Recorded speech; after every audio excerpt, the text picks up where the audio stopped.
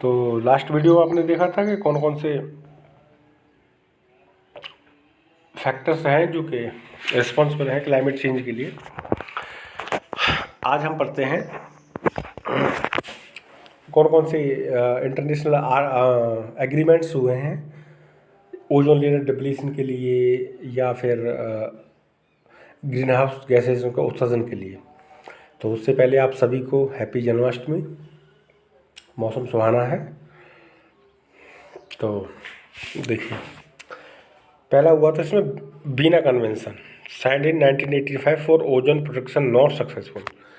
बीना convention हुआ था लेकिन ये सक्सेसफुल नहीं हुआ। दूसरा हुआ Montreal protocol, international event conducted by UNEP United Nation Environmental Programme, signed in 1987 1987 में ये साइन हुआ। और कब से लागू हुआ, वर्क एंड इफेक्टिव कब से हुआ, WEF वर्क एंड इफेक्टिव 1989। इसका एम था two phase out ozone depleting substance. इसका ये था कि कौन कौन से ओजोन को जो ओजोन लेयर को क्षति पहुंचाने वाले सब्सटेंस हैं या जो कारक हैं उनको पहचानना। तो ये हाईली सक्सेसफुल हुआ। तो आप ये समझें कौन सा इसमें पहला पूछेगा आपको कि वीना कन्वेंशन या किससे संबंधित है, या दूसरा पूछेगा मॉन्ट्रियल जो प्रोटोकॉल था वो किससे संबंधित है। तो ये आपको याद रखना है, नाम भी अगर आपको याद है ये मोर देन सफिशिएंट है। ठीक, तो इसमें देखिए जो वर्ल्ड के मोस्ट 3 कंट्री दे रखे हैं उसमें आपको कि कौन प्रोड्यूसर हैं ग्रीन हाउस गैसेस के, उसमें है चाइना, USA और इंडिया। तो इंडिया का नंबर 3rd नंबर पे आता है। Thermal power plants largest contribution of green house gases. Thermal power plant मतलब जो कि नाभिकीय ऊर्जा संयंत्र होते हैं उनमें से ग्रीन हाउस गैसेस का ज़्यादा उत्सर्जन होता है। Coal based power plants also liberate mercury into the atmosphere.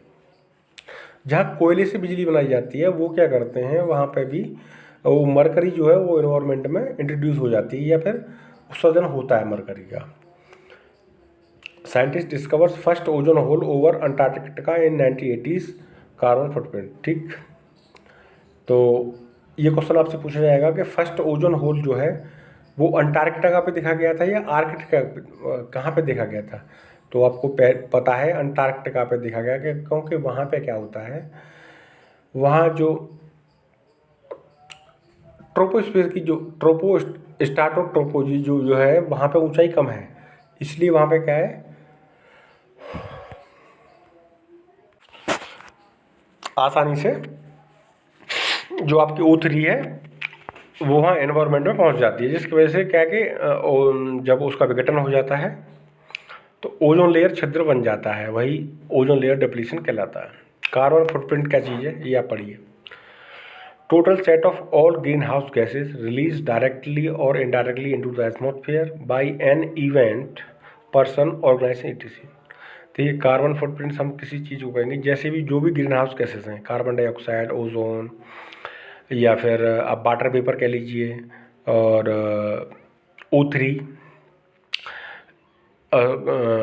Oxide of sulphur, nitrous oxide, ये सब किसी भी डायरेक्टली मतलब मेन मेड किसी चीज़ से या कैसे भी जो इन्वायरमेंट में जो रिलीज कर रहे हैं आप, जो उत्सर्जन कर रहे हैं, उसे हम क्या कहेंगे, carbon footprint. It can be measure in terms of CO2 equivalent. आपको अब जैसे कि हमें SO2 आपने रिलीज की, मान लो डीजल इंजन व्हीकल से हो रही है या फिर पेट्रोल इंजन व्हीकल से, तो उनको क्या है हम एक स्टैंडर्ड यूनिट में कन्वर्ट कर लेंगे। एक स्टैंडर्ड क्या कहेंगे आप हिंदी में, उस यूनिट में कन्वर्ट, उस मात्रक में कन्वर्ट करके उसके इक्विवेलेंट मतलब उसके समतुल्य हम चीज़ों को कैलकुलेट करेंगे। ठीक, eco friendly products like LED, flash, ये सब चीज़ें क्या हैं, ये आपके कार्बन फुटप्रिंट को घटाएंगी। जैसे कि मान LED लाइट्स का भी प्रयोग बढ़ गया मोदी जी की गवर्नमेंट में, तो इन सब चीज़ों से क्या है, जो आपका बल्ब होता था, जो आप नॉर्मली यूज करते हैं, उन सब चीज़ से क्या है, इन चीज़ों का उत्सर्जन होता है। लेकिन ये क्या LED वगैरह इन चीज़ों से CO2 वगैरह का उत्सर्जन नहीं होता है। तो ये सब चीज़ क्या है, इको फ्रेंडली चीज़ें, इको मतलब वातावरण को अनुकूल रखने के लिए बढ़िया चीज़ें हैं। इको मार्क क्या चीज़ है, In 1991, Government of India launched labeling scheme for eco-friendly products. It was not successful, ज़्यादा सक्सेसफुल हुआ नहीं ये। जस्ट लाइक जैसे सिंबल, जैसे अर्दन पॉट के लिए, जैसे जो कुम्हार बनाते हैं हमारे मिट्टी के बर्तन, उनके लिए अर्दन पॉट के लिए ये वाला सिंबल दिया गया था, आपको देखना है। तो ये सब क्या है कि इको फ्रेंडली चीज़ें हैं। अब जानती हो अर्दन पॉट क्या है, मिट्टी से बनेगा, वो सब बनेगा। अभी आप जैसे कि दोना पत्थर ये सब यूज करते हैं, ये सब क्या है कि ये प्लास्टिक की चीज़ें हैं। आप इन्वायरमेंट में खा के फेंक, दावत खाने जो जाते होंगे ना आप ना, आप फेंक देते हैं, तो वो क्या उसको, अब प्लास्टिक क्या है, प्लास्टिक को गलने में 450 साल लग जाते हैं कम से कम। आप ये सोच रहे हैं प्लास्टिक तुरंत नहीं गलती है, आप बहुत टाइम लगता है उन्हें। तो इसलिए क्या है कि इको मार्क को चलाया गया कि जो इको फ्रेंडली चीज़ें हैं, इन्वायरमेंटल इको फ्रेंडली, उन चीज़ों के लिए अर्दन पॉट हैं जो मिट्टी के बने हुए बर्तन, तो ये सब के लिए चलाया गया इको मार्क, एग मार्क जैसे, और हॉल मार्क होता है जैसे आपको पता ही है ज्वेलरी के लिए। ठीक है, तो आज के लिए इतना ही। सब्सक्राइब कीजिए हमारे चैनल को।